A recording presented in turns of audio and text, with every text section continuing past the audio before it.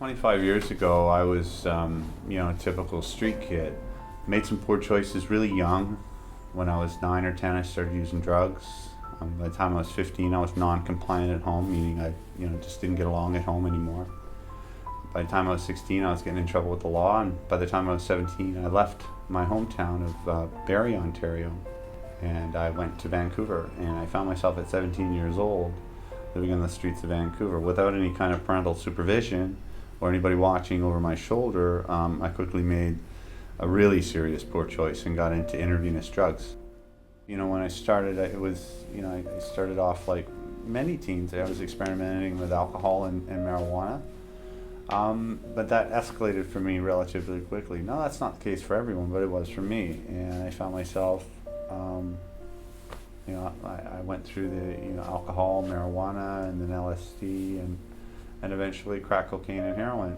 I'd have to say that towards the end of my addiction, before I got clean, I would say my drug of choice was heroin. Late 1989, in the winter, December, I met a gentleman on a park bench out front of Army and Navy, right down near Pigeon Park in downtown East Vancouver. I saddled up beside this guy because he had a cigarette hanging out of his mouth, and I was a mooch. I mean, give it a name, right? I basically came up to mooch a cigarette off him, and he gave me the cigarette, so I went the next step and asked him for a couple bucks. But he then laid something on me that was incredibly valuable, and it's been a mantra in my life. And he said to me, he says, we got chatting for a little while, and he got to know my name. He says, Joe, he says, there's more in you than you can see. When I met Joe a couple of years ago, before we decided to start working together, we really found that we shared a similar driving purpose, or what you might call a big why. And that's really about trying to extract the best out of people. It's a passion for helping people. And the real starting point of that is actually seeing something extraordinary or something amazing, seeing possibility in the people around you. And it got Joe and I talking about, well, how can we do that? How can we do that on a national level? And this might be the ticket to us really making a difference. And in that context, I kind of had this idea, like it just popped to my mind of this kind of vision of Joe pushing a shopping cart. The idea was we go start in Calgary and work our way back to Vancouver, because Vancouver's my hometown. It's also the neighborhood that I escaped from 23 years ago. So going into July 1st, there was a lot of anxiety. Like, how am I going to be able to walk 24 kilometers every single day, 6 days on, 1 day off? That frightened me.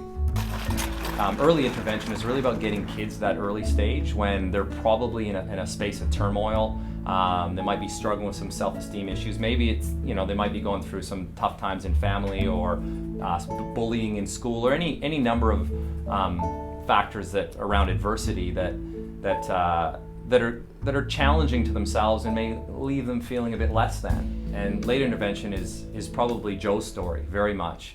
It's about this idea that here he was living on the streets of downtown Vancouver, pushing a shopping cart around, sleeping under a bridge, heroin addict. Many people would walk by someone like that and say lost cause. Late intervention is about saying it's never too late. Picked up a can and continued his walk, this kid I saw today. With dirty hair and layered old clothes, he reeked of dreams decayed.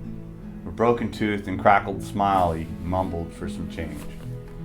I passed him by, this kid I saw, picking through garbage today. A wrong turn here and a bad choice there can lead the worst to pain. Such is the fate of some, I guess, to live that life insane. Junkie bum, wino scum, I have no time today. I'm off to live my life divine. I passed this kid today. So off I walked beyond the block and waited for the light. Beside me was a hair salon with mirrors shining bright. I stared at the man in a three-piece suit, looking back at me that night. For it was me, looking nothing like that kid I used to fight. For back those blocks left years behind before I found the key, I realized that kid I saw was nothing more than me. Behind me was a broken man, a man you see now free. Life is grand when we understand. There's more to us than what we see.